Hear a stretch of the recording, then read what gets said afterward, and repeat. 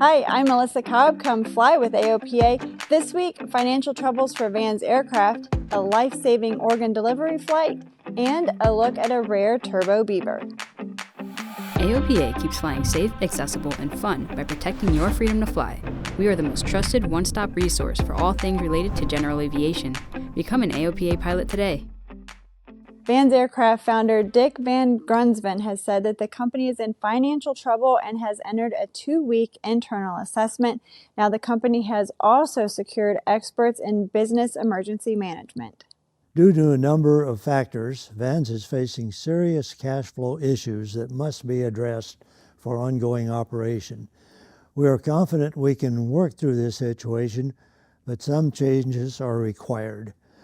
Candidly, since early September, Vans has only been able to continue operating through loans of operating capital made by my wife and me. With this finite funding source, changes need to be made. Vans said that 3 primary factors led to the financial troubles. First, supply chain problems and demand that skyrocketed during the COVID-19 pandemic.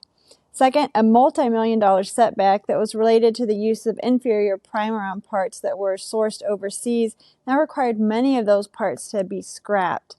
And then the final straw was outsourced parts with holes that had been laser cut rather than punched. Customers said that they had found cracks around the laser cut holes. Now, Vans said that they had tested the parts and that they were safe to use. However, customers still requested replacement parts. Now, Vans has said that during this internal assessment, they won't be issuing refunds and that kit deliveries may be delayed.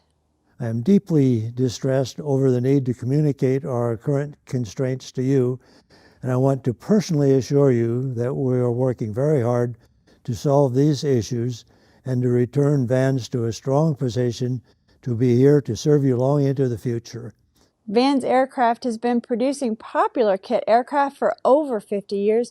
You can read more about the company's situation on our website. We'll drop a link to that in the description below. General aviation is a lifeline in so many different ways. The AOPA video content producer Bree Cabasa shares the story of how GA played a role in helping save one man's life through an organ delivery flight.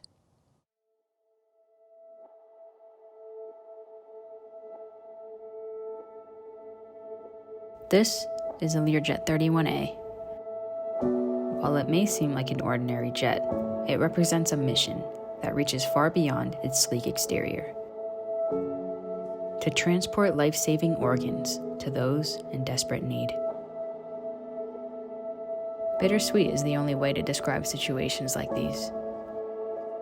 While one family mourns the loss of a loved one, another rejoices at the chance to embrace life once more. Amid these emotionally charged moments, we find the stories of individuals like Terry Riddle and his niece Amanda. Terry is a lung transplant recipient from Pennsylvania, and Amanda, the director of charters at Skyward Aviation, the same company that orchestrated the mission to retrieve and deliver Terry's precious gift of life, a pair of donated lungs. Now, when I got put on the waiting list, I got put on the waiting list at Friday at 5:30. Saturday at noon, we got the call. Well, the transplant means everything. It means I get to keep my husband. There's one little blue line right there.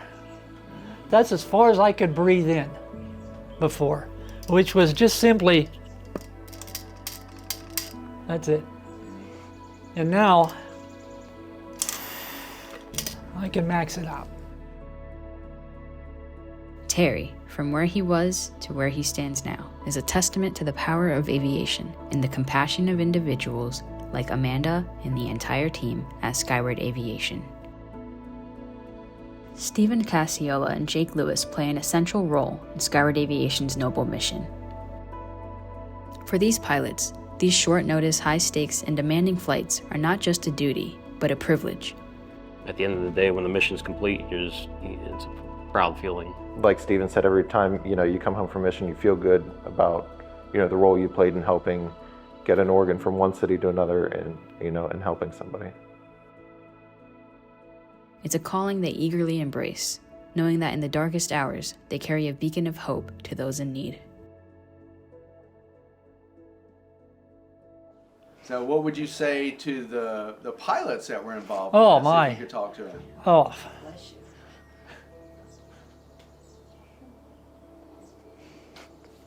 Don't make me do it. A lot. Means the world. Gave me my life back.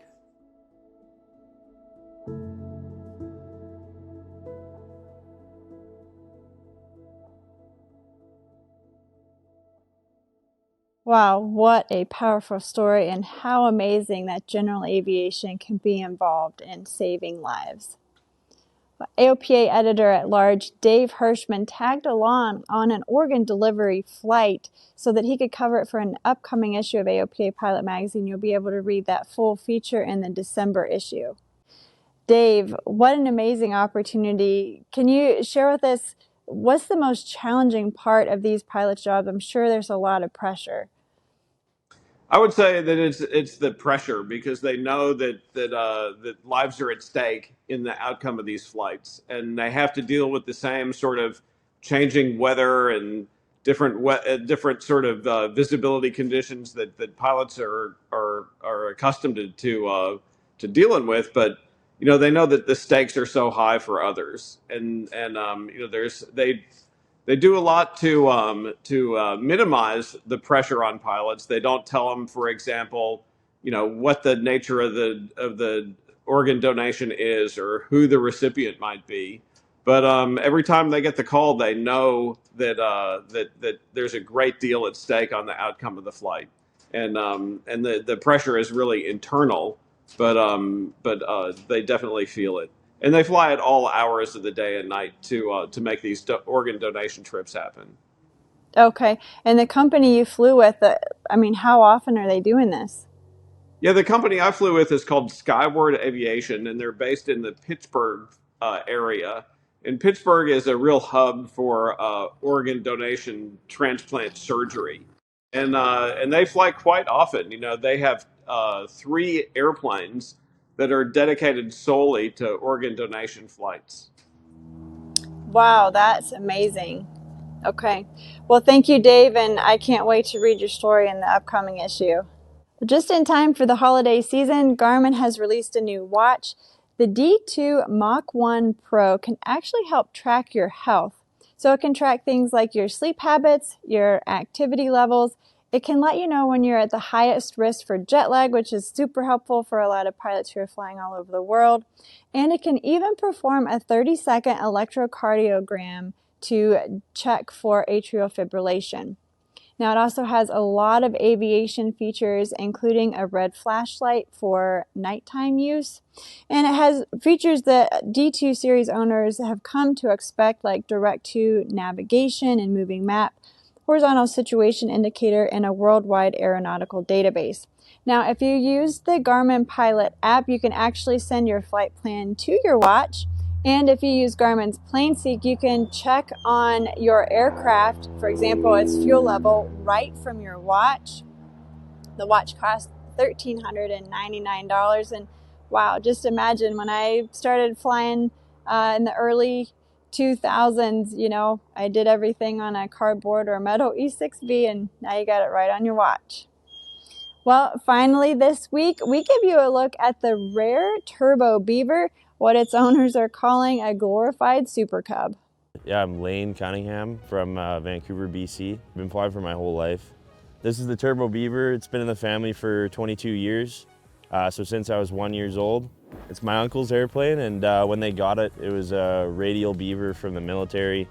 Viking in Victoria, BC had it converted to the turbine Beaver. So it's one of about 120 in the world. It's a 1956 airframe with around 5,500 hours on the airframe and 1,600 since the turbine conversion. So we got it on the 35-inch Alaska bush wheels here, and spends most of its life on amphib floats, where my uncle's got a place out in Canada where he takes it up to his lake house. And then every so often we put it on the bush wheels to do stuff like this. So This is my first time down at the High Sierra. Yeah, we flew it down from Vancouver, Canada. Now we're gonna go fly it over to Black Rock and check out some more of the desert and see where they did Burning Man this year. It's kind of like a glorified Super Cub, just severely overpowered Super Cub. Super slow down low, and it's got a really high lift wing on it and carry a really high load. It's not that fast, but yeah, I mean, it takes off like a helicopter. It's got so much power, it just goes straight up. A little bit like a Skywagon kind of, but just tons more power. It's got 750 shaft horsepower, so. Yeah, you can sit 7 in the back, total of 9 seats in the airplane. It can get up to 6,000 pounds gross weight, so you can carry quite a bit of stuff, pretty much never overweight with, as long as it's not on floats. Yeah, it doesn't really struggle either. I mean, it's got a lot of power. It can go up high if you need to. It's a pretty capable airplane.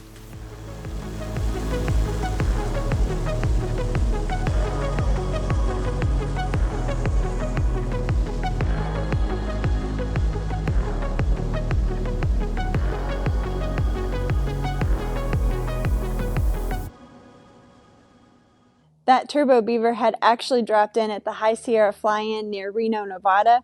Now, speaking of High Sierra, you'll want to check out a video that we just posted on our channel earlier this week. It's an overview of the fly-in and STOL drag. We talked with founder Kevin Quinn. Just click on the card in the upper right of your screen to go to that video. Well, I hope you enjoyed this week's show. Please be sure to like and subscribe to stay up to date on all of our latest videos. This week, we leave you with some fall foliage footage from AOPA social media marketer Eric Webb. He was flying the fully restored AOPA Sweepstakes Cessna 170B. Now be sure to send in your favorite flying videos. We'll drop a link in the description below. And if you're not already an AOPA pilot, we'd love for you to join us. Just click on the link at the end of this video to learn more about our trial membership.